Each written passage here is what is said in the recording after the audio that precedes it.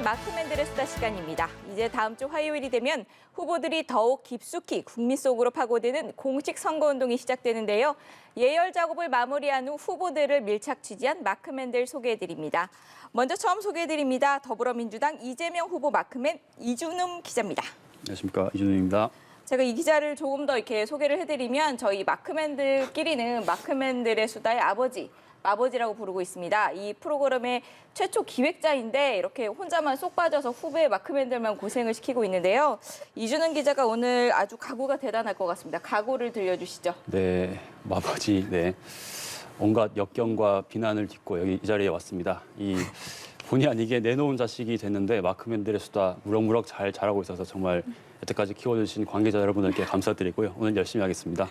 네, 이 기자와 함께 뒷이야기 해줄 국민의힘 윤석열 후보 마크맨 서영석 기자도 나와 있습니다. 네, 안녕하세요. 국민의힘 윤석열 후보 마크맨 서영석입니다. 네, 어제 저희 연합뉴스TV가 생중계해드린 대선 후보들의 2차 토론 어떻게 보셨습니까? 저희가 지난주에 1차 토론 누가 가장 잘했는지 뒷이야기 풀어봤는데 오늘도 2차 토론 누가 가장 잘했는지 짚어보겠습니다. 첫 번째 주제입니다. 매워진 후보들 그리고 거침없는 난타전입니다.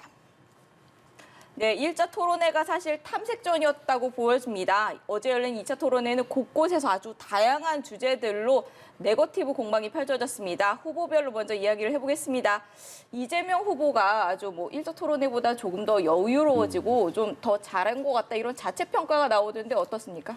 네, 내부 평가가 실제 그렇습니다. 사실 이재명 후보가 우리 윤석열 후보보다 토론을 더 잘할 거다 이런 기대감이 더 컸던 건 사실이지 않습니까?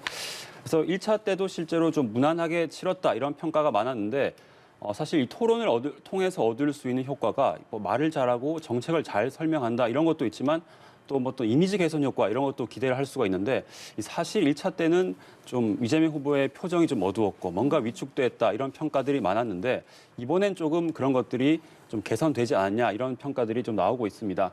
훨씬 좀 더 잘 웃고 여유롭고 이런 부드러운 태도를 많이 보였는데 그런데 일단 어제 토론 한번 보고 오시죠.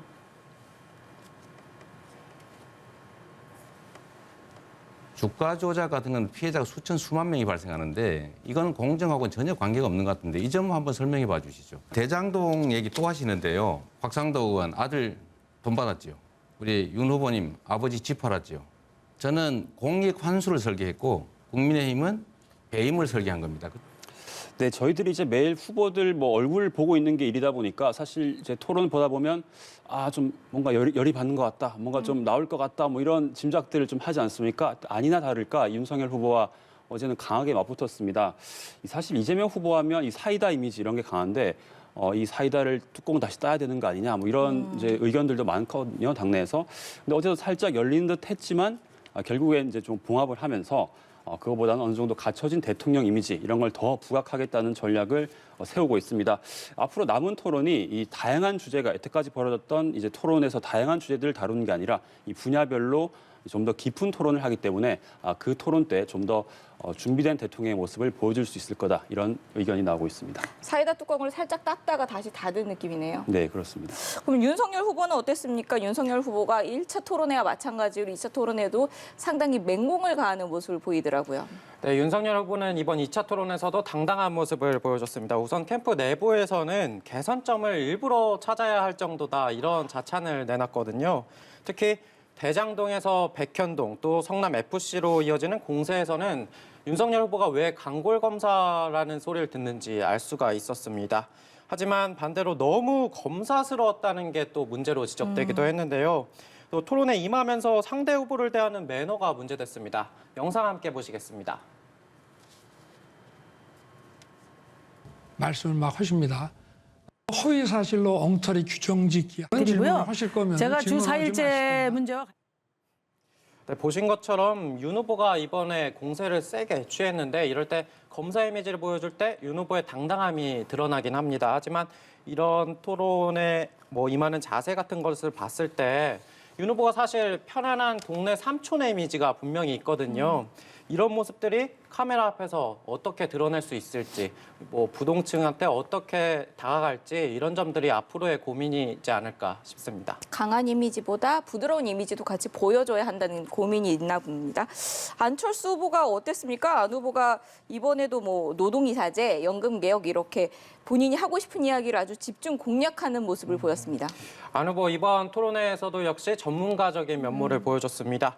요즘 단일화 이슈로 더 뜨거운 관심을 받고 있는데요. 이번 토론에서도 여야 모두에게서 구애를 받고 있는 모습이 연출되기도 했습니다. 국민의당 내부에서는 그동안 안철수 후보가 토론을 할 때 메시지는 좋은데 전달력이 좀 떨어지지 않느냐 하는 자체 평가를 내놨었는데요.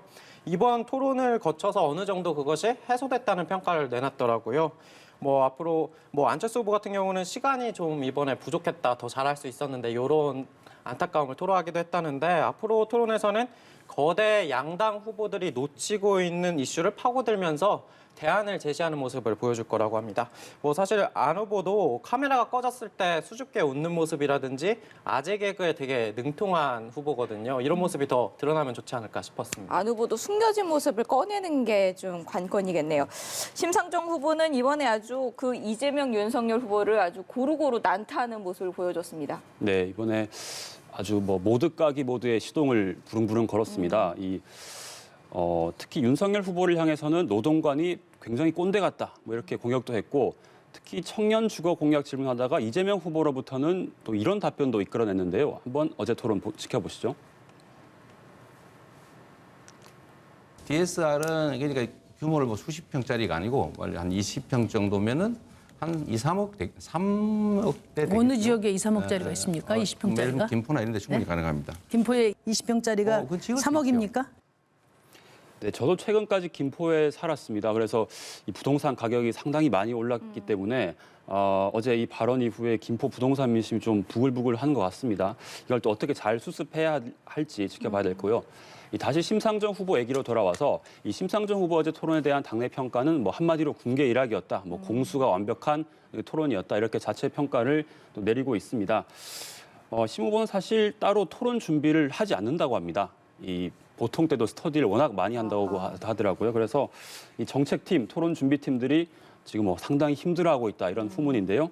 앞으로는 이런 심상정 후보가 토론 이후에 항상 뭐 공격 잘하고 뭐 토론 잘하는 건 알겠는데 그러면 뭐 너만의 대안은 뭐냐, 이런 이제 질문들을 많이 받곤 하는데 앞으로는 이런 정책 대안도 많이 제시하겠다고 하고 있습니다. 자, 이제 네 후보 다 이야기 들어봤는데 그렇다면 우리 마크맨들의 평가도 한번 알아보겠습니다. 객관적으로 누가 2차 토론의 승자라고 봅니까?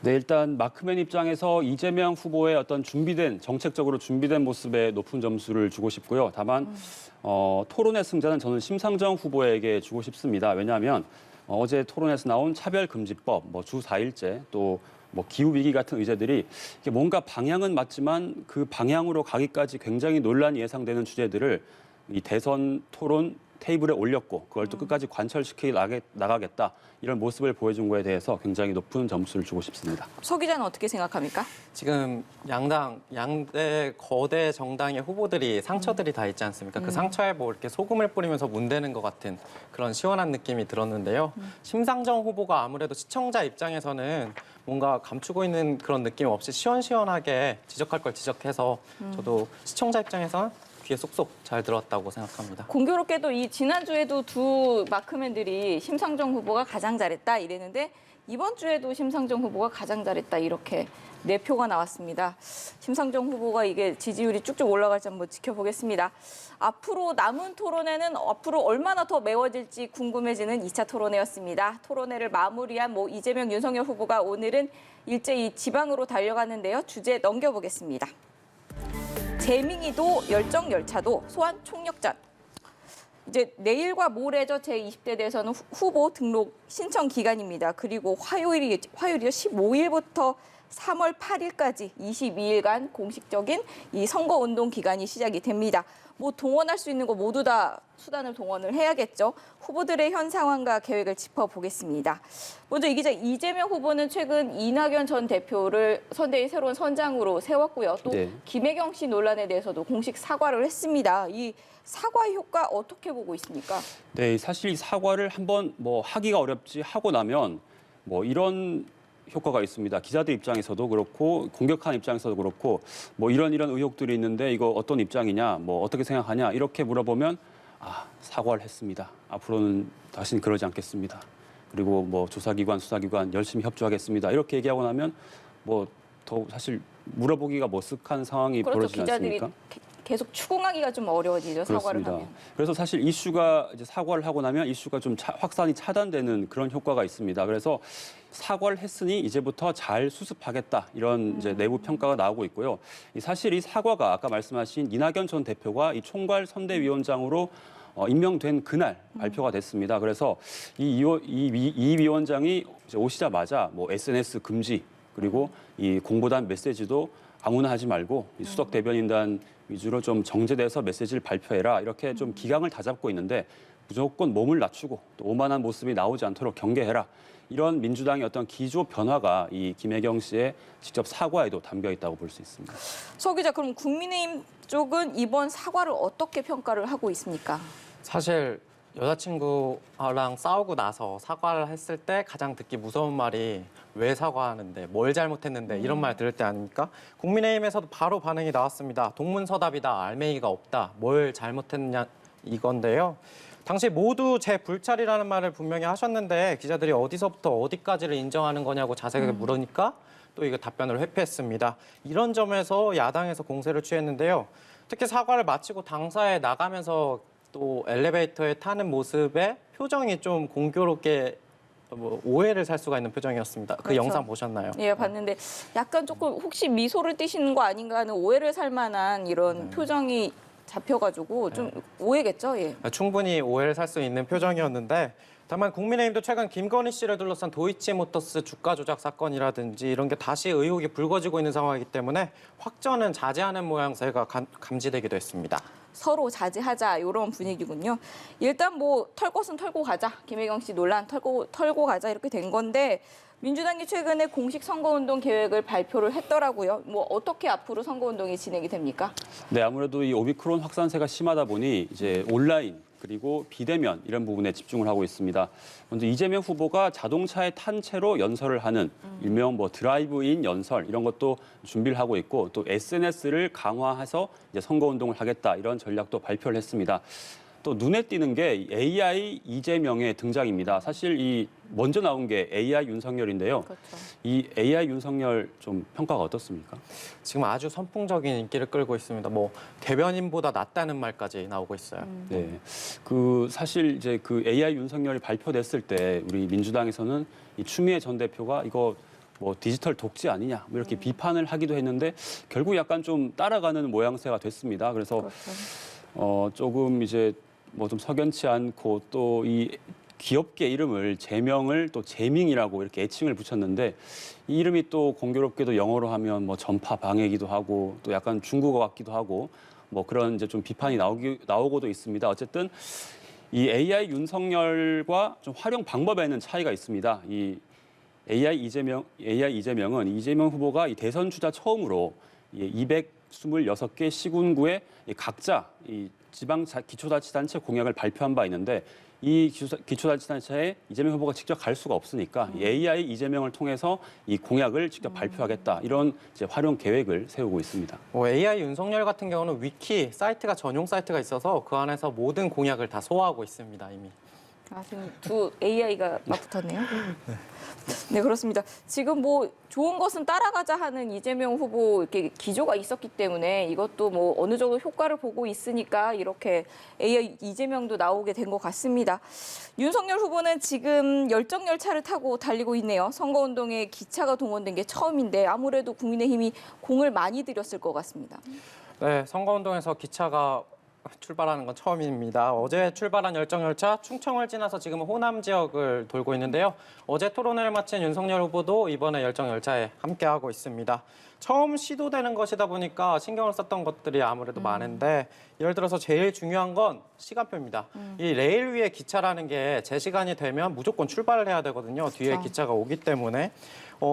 선거 운동을 하다 보면 윤석열 후보 같은 경우 특히 계속 일정이 밀려요. 왜냐하면 지지자들과 인사를 하고 또 발언이 길어지다 보면 다음 일정이 밀리기 일쑤인데 지금 이 캠페인 같은 경우는 절대로 지각을 해서는 안 됩니다. 그렇죠. 기차가 윤석열 후보를 태우지 않고 떠나버릴 수가 있기 때문인데요. 지금 관계자들 모두 이 부분을 특별히나 노심초사 이렇게 신경 쓰고 있다고 합니다.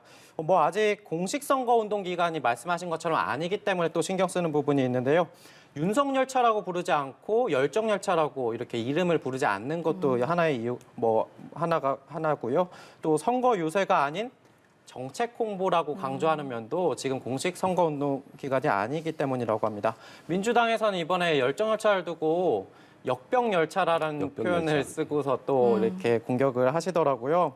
사실 확진자가 최근에 5만 명 넘는 상황 때문에 어쩔 수 없는 부분이 있긴 있는데 국민의힘 선대본부 관계자들에게 물어보니까 기차 안에서 도시락을 먹지 못하는 건 물론이고요. 그다음에 음료수 자판기가 있는데도 음료수도 마시질 못한다고 하더라고요. 그만큼 신경을 쓰고 있다는 것을 알 수가 있었습니다. 아무래도 지금 워낙에 뭐 음료수도 안 마신다고 해도 오미크론 확산세가 심상치 않기 때문에 혹시라도 이렇게 뭐 확진자가 나오면은 조금 논란이 될 수도 있을 것 같습니다. 사실 기자들까지 합해서 한 100여 명이 탄다고 하는데 4개 기차에 뭐 진짜 그런 일이 벌어지면 정말 역병열차가 되는 것 같습니다.